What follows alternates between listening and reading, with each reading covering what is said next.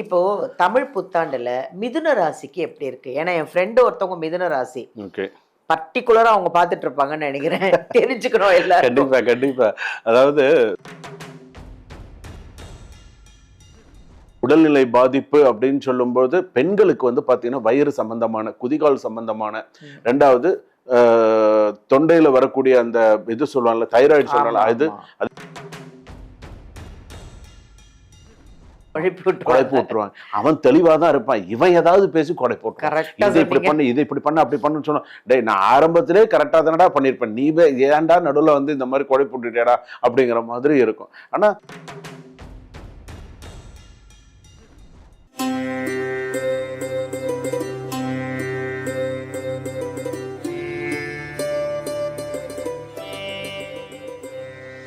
வணக்கம் ஐயா. வணக்கம்மா.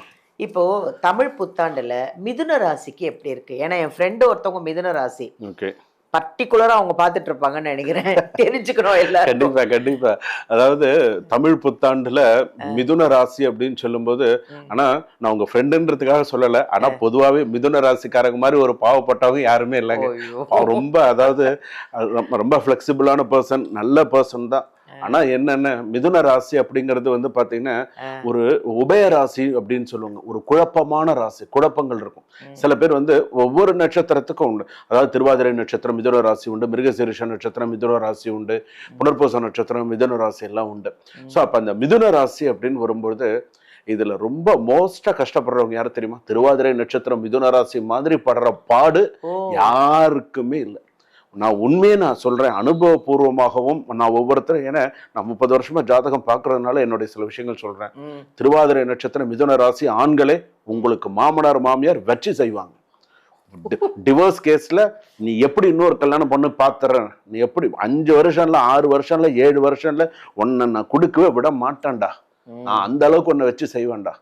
உண்மையே இது நடக்கும். இந்த பிரபவ வருஷத்துல உண்மையே கூட நீங்க வேணா பாருங்க. அவங்களுக்கு இந்த கணவன் மனைவி, இப்ப கல்யாணம் ஆயிருக்கிறவங்களுக்கும் சரி, நான் சொல்லக்கூடியது கணவன் மனைவி வாழ்க்கை, அந்த வாழ்க்கைக்குள்ள நீங்க வந்துட்டீங்களா, அந்த வாழ்க்கையை எப்படி நம்ம வாழணும், இப்போ கணவன் மனைவி உட்காந்து பேசி சில விஷயங்களை கரெக்டாக நீங்கள் கொண்டு போனீங்கன்னா கரெக்டாக இருக்கும். நீங்கள் ஏதாவது ஒரு இடத்துல நீங்கள் மிஸ்டேக் பண்ணும்போது நீங்கள் வந்து எதிரும் புதிருமா தான் நீங்கள் இருப்பீங்களே தவிர, கீரியும் பாம்பும் எலியும் பூனையுமா தான் நீங்கள் இருப்பீங்களே தவிர உங்களால் ஒன்றா சந்தோஷமாக இருக்க முடியாது.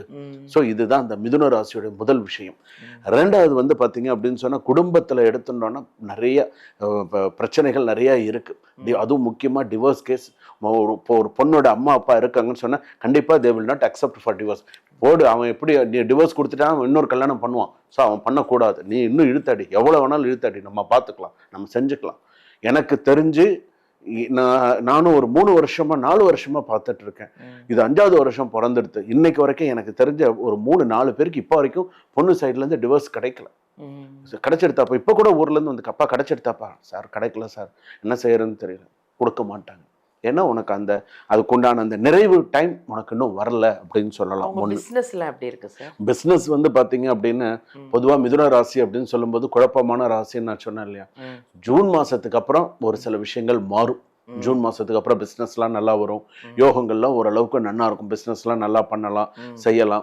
என்னென்ன மிதுன ராசிக்கு வந்து பாத்தீங்கன்னா தானும் குழம்பி அடுத்தவங்களையும் குழப்பி விட்டுருவாங்க. அவன் தெளிவா தான் இருப்பான், இவன் ஏதாவது பேசி குழப்பி விட்டுருவான். இது இப்படி பண்ணு, இது இப்படி பண்ணு, அப்படி பண்ணுன்னு சொன்னா, டேய் நான் ஆரம்பத்திலே கரெக்டா தானடா பண்ணிருப்பேன், நீ ஏன்டா நடுவில் வந்து இந்த மாதிரி குழப்பி விட்டுட்டியாடா அப்படிங்கிற மாதிரி இருக்கும். ஆனா நல்ல ஸ்ட்ரெயிட் ஃபார்வர்ட் பர்சன் தான், நல்ல ஒரு யோகம் தான், அது எல்லாமே உண்டு. ஆனா இந்த விஷயங்கள் எல்லாமே உண்டு.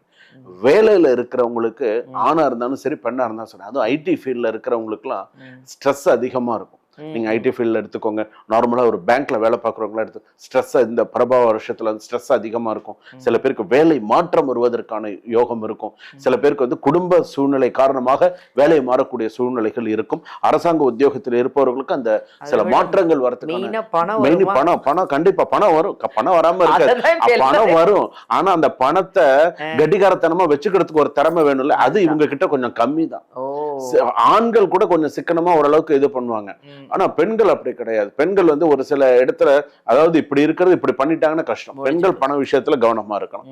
திருமணம் சம்பந்தப்பட்டது பேச்சுவார்த்தை இந்த வருஷத்துல பரவாயில்ல பேசி முதல் திருமணமா இருந்தாலும் 2வது திருமணமா இருந்தாலும் நல்லபடியா முடியும். அதுக்கு வாய்ப்புகள் நல்லா இருக்கு. மறுமணம் செய்யக்கூடிய வாய்ப்புகள் வரும். டிவோர்ஸ் கிடைச்சாதானே வரும். அதுவே அங்க கேள்விக்குறியால இருக்கு. ஆனாலும் ரிலேஷன்ஷிப்ல இருப்பாங்க. சில பேர் ஏதாவது ஒரு விஷயம் நடக்கணும்னு நினைப்பாங்க. கொஞ்சம் அந்த இடத்துல கேள்விக்குறியா தான் இருக்கும். சில நேரத்துல மிதுன ராசிக்கு தேவையில்லாத அவப்பெயர்களும் வரும் ஜூன் மாசத்துக்குள்ள. சோ நீ கொஞ்சம் கவனமா இரு. எது செஞ்சாலும் பார்த்து செய்ய, அவசரப்பட்டு எதுவும் செஞ்சிடாத. அதுவும் பெண்களுக்கு நான் சொல்றது, வண்டி வாகனங்கள் வெளியில போறீங்க வரீங்க, குழந்தைய கொண்டு விட போறீங்க, எதுவா இருந்தாலும் கொஞ்சம் வாகனத்துல கொஞ்சம் கவனமா போங்க, கவனமா வாங்க. கணவருக்கு தெரியாமல் எதுவும் செய்யாதீங்க. உடல்நிலை எப்படி இருக்கும் சார்? உடல்நிலை பாதிப்பு அப்படின்னு சொல்லும்போது பெண்களுக்கு வந்து பாத்தீங்கன்னா வயிறு சம்பந்தமான, குதிகால் சம்பந்தமான, 2வது தொண்டையில வரக்கூடிய அந்த இது சொல்லுவாங்கல்ல, தைராய்டு சொல்றாங்க, அது அதே போல இந்த சைனஸ் ப்ராப்ளம் பெண்களுக்கு கண்டிப்பா ஹாஸ்பிட்டாலிட்டி இது செலவு கொஞ்சம் அதிகமா வரும். ஆண்களுக்கு வந்து பாத்தீங்கன்னா ஆபரேஷன் இந்த மாதிரி ஏதாவது வரதுக்கான வாய்ப்புகள் உண்டு, கண்டிப்பா உண்டு. ஏதாவது ஒரு சில வாய்ப்புகள் கண்டிப்பா உண்டு. ஆண்கள் சற்று கவனத்துடன் இருக்கிறது நல்லது. அதே போல இந்த கோர்ட்டு கேஸ், இந்த சொத்து விவகாரங்கள் இதெல்லாம் கொஞ்சம் முடிவுக்கு வரதுக்கான வாய்ப்புகள் இருக்கு. இருந்தாலும் சில சண்டைகள், அதாவது மிதுன ராசி பொறுத்தளவுக்கு நல்ல குடும்பத்துல வந்து போயிட்டு இருந்தவன் இப்ப பேச்சுவார்த்தை இல்லாம இருப்பான். அவன் சில விஷயங்கள் இந்த குடும்பத்துல எதிர்பார்த்திருப்பான், அது அவனுக்கு கிடைக்கல. உடனே அவன் என்ன பண்ணுவான், இது நமக்கு இவங்க நம்ம கேட்டது இவங்க நம்ம செய்யலன்னு சொல்லிட்டு he will do வேற ஏதாவது சில விஷயங்கள் செய்யறதுக்கு முற்படுவான். சோ அதனால மிதுன ராசி பொறுத்தளவுக்கு இதுல எல்லாம் கொஞ்சம் கவனமா இருக்கணும். மாணவ மாணவிகள்லாம் ஓரளவுக்கு ஓகே, படிப்புல எல்லாம் ஓரளவுக்கு வந்துருவாங்க. அரசியல்ல இருப்பவர்களுக்கு மிதுன ராசி ஒரு கொஞ்சம் கேள்விக்குறியா தான் இருக்கும். மிதுன ராசி பொறுத்தளவுக்கு நிக்கலாம் வேண்டாமா, நின்னா சரியா வருமா வராதா, எப்படி இருக்கும் அப்படிங்கிற மாதிரி குழப்பமான சூழ்நிலையில தான் இந்த பாலிடிக்ஸ்ல இருக்கிறவங்களுக்கு எல்லாம் இருக்கும். கலைத்துறையெல்லாம் ஓரளவுக்கு சக்சஸ் பண்ணிடுவாங்க. மிதுன ராசி ஓரளவுக்கு இருக்கக்கூடியவர்கள் சக்சஸ் பண்ணுவாங்க. அதே போல வழிபாடு செய்யக்கூடிய சில விஷயங்கள், அதான் பரிகாரம் அப்படின்னு வரும்போது அவங்களுக்கு என்ன மாதிரியான பரிகாரங்கள் மிதுன ராசி அப்படின்னு சொல்லும்போது என்னைக்குமே 2 விஷயத்த மறந்துடக்கூடாது. ஒண்ணு வந்து பாத்தீங்கன்னா காலபைரவர். இப்ப இருக்கிற காலகட்டத்துக்கு காலபைரவர் பிளஸ் ஆஞ்சநேயர் நீ வழிபாடு நீ பண்ணின அப்படின்னு சொன்னா உனக்கு பதவியையும் உயர்த்தி கொடுக்கும், பண விஷயத்துக்கும் கஷ்டப்பட மாட்டேன், உனக்கு சில விஷயங்கள்லாம் இருக்கும். ஆனா உன்னுடைய சொந்த வாழ்க்கை அப்படின்னு சொல்லும்போது உனக்கு அது வந்து பெரிய டிசப்பாயின்மெண்ட்ல தான் இருக்கு. உனக்கான வாழ்க்கையை நீ வாழல இப்ப வரைக்கும், மிதுன ராசி நான் சொல்றேன். உனக்கான ஓன் லைஃபை நீ வாழல.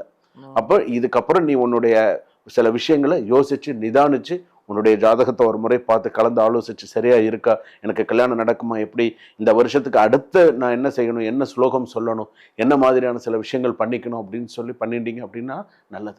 பைரவர் வழிபாடு, ஆஞ்சநேயர் வழிபாடு, டைம் இருந்தா திருவெண்காடு போயிட்டு வரலாம். புதன் ஸ்தலம், திருவெண்காடு புதன் ஸ்தலம் போயிட்டு வந்தாங்க அப்படின்னு சொன்னா நல்லது. இன்னொன்னு திருவிடைமருதூர் கண்டிப்பா போகணும். மகாலிங்கேஸ்வரர் கோவில், பிரம்மஹத்தி தோஷம் நீங்கக்கூடிய கோவில் சொல்லுவாங்க. உனக்கு எவ்வளவு தடங்கள் இருந்தாலும் அட்லீஸ்ட் அந்த உன் ஜாதகப்படி நீ அங்க போயிட்டு வந்தனா உனக்கு நல்ல விஷயங்கள் நடக்கிறதுக்கான வாய்ப்புகள் உண்டு. வாய்ப்பை நீ பயன்படுத்திக்கலாம். நன்றி நன்றி நன்றி. கரெக்டா சொன்னீங்க. நன்றி. மிதுன ராசி என் ஃப்ரெண்டு நல்லா வாட்ச் பண்ணிருப்பாங்க. ஆமா, போங்க பரிகாரம் கோவில்லாம் சொல்றாங்க. அவங்க என்னென்ன சொன்னாங்களோ அதை கயத்தா மாதிரி ஜாக்கிரதை. ஏன்னு பரிகாரம்ங்கிறது என்னன்னு சொல்லுங்க பார்க்கலாம். சரி, இப்ப நம்ம ஒரு பரிகாரம் ஆமா என்னங்க பரிகாரம், இதெல்லாம் செஞ்சா சரியா வந்துருமா அப்படின்னு பரிகாரம்னு என்னென்ன, நீங்க இப்போ ஒரு வெயில் அதிகமா இருக்கு, ஒரு மர நிழல் கிடைச்சா அதுதான் உனக்கு பரிகாரம். தண்ணி தாகமா இருக்கு, உங்களுக்கு எது பரிகாரம்? அந்த தண்ணி தான் உனக்கு பரிகாரம். சோ நீ செய்யறது பெருசா வர்றது சிறுசா போயிடும். தலைக்கு வந்து தலைப்பாகையோட போதுன்னு சொல்றேன். அந்த மாதிரி உனக்கு அந்த நீ பரிகாரம் பண்ணிட்டேன்னா ஏதோ ஓரளவுக்கு உன்னால சமாளிக்க முடியும். நீ பரிகாரம் பண்ணலன்னா என்ன, உனக்கு சனி பகவானோ குரு பகவானோ டபுள் கார்டு பக்கத்திலே போட்டு படுத்திருந்து உனக்கு எப்படி செய்யணுமோ நீ எந்த பக்கமும் எந்திருக்க முடியாத அளவுக்கு உனக்கு செய்யும் போதுதான் நீ சாமியை நினைச்சு பார்ப்ப. ஆஹா, நம்ம எங்கேயோ தப்பு நடந்திருக்கு அப்படின்ட்டு அப்பதான் நெத்தி நிறைய விபூதி இட்டு காலையில 6 மணிக்கெல்லாம் போயிட்டு கண்ணத்துல போட்டுட்டு சாமி ஏதாவது வழி, இது கண்டிப்பா நடக்குதா இல்லையா உங்களுக்கே தெரியும். அதெல்லாம் நடக்கிறது. அதாவது உண்மையிலேயே, அதாவது இன்னைக்கும் வந்து அவர் சில அம்மா எல்லாம் கோயிலுக்கு வந்து ஜாதகம் பார்க்க வராங்க இல்லையா, அவங்க எல்லாம் என்ன தெரியுமா சொல்லுவாங்க, சாமி அவங்களுக்கு மிக பெரிய குறைய என்ன தெரியுமா, என் வீட்டுக்கார சாமி கும்பிட மாட்டேங்கிறார், அவருக்கோசரம் நான் தான் போய் சாமி கும்பிடுறேன் அப்படின்வாங்க. என் பையன்கிட்ட சொல்றேன், விபூதி இட்டு கோயிலுக்கு ஸ்கூலுக்கு போடா காலேஜுக்கு போடான்னா வேலையை பாரு, நான்லாம் சாமி கும்பிட, கோயிலுக்கு கூப்பிட்டா கூட கோயில் வரைக்கும் வராங்க, வாசலே உட்காந்துருக்காங்க, கோயிலுக்குள்ள வர மாட்டேங்க. இதெல்லாம் எத்தனை பேர் தெரியுமா சொல்றாங்க. இப்ப இல்ல குழந்தைங்களாம் அப்ப போறது இல்ல. இப்பெல்லாம் ரொம்ப நம்ம விஷயங்கள்ல நிறைய தேவாரம் திருவாசகம் நிறைய நல்ல விஷயங்களை கற்றுக் கொடுக்கணும். நம்ம தாத்தா பாட்டி எல்லாம் இப்படி இருந்தாங்க, நம்ம இப்படிதான் இருக்கணும். இன்னைக்கும் சில குழந்தைகள்லாம் இருக்காங்க, சில பேர்லாம் அதெல்லாம் கேட்கறது கிடையாது. ஆமா. நம்ம நீங்க யாருக்காவது இப்போ நான் யாருக்காவது அட்வைஸ் பண்றேன்னு வச்சுக்கோங்களேன், நான் என்ன எடுத்துக்கோங்களேன், இப்போ நான் யாருக்காவது மிதுன ராசி இப்போ அட்வைஸ் பண்றேன்னு வச்சுக்கோங்களேன், ஒரு வயசுல இருக்கக்கூடியவங்களுக்கு ஒரு 16ல இருந்து 21 வயசுக்குள்ள இருக்கிறவங்களுக்கு அட்வைஸ் பண்ணணும்னு வச்சுக்கோங்களேன், அடுத்த வார்த்தை என்ன தெரியுமா சொல்லுவாங்க, அங்கிள் பூமர் அங்கிள் நீங்க அப்படின்னு உண்டா இல்லையா? அது கண்டிப்பா. அது கேட்கக்கூடிய அந்த ஒரு மனப்பக்குவம் அவங்களுக்கு குழந்தைங்களுக்கு அவங்களுக்கே தோணணும். நம்ம இப்படிதான் இருக்கணும், சுவாமி இப்படி இருக்கு, தெய்வம் இருக்கு, தெய்வ வழிபாடுல நம்ம இப்படி பண்ணணும், நம்ம இப்படி செய்யணும் அப்படின்னு இருக்கணும். இருந்ததுன்னு அவங்களால சக்சஸ் பண்ணுவாங்க.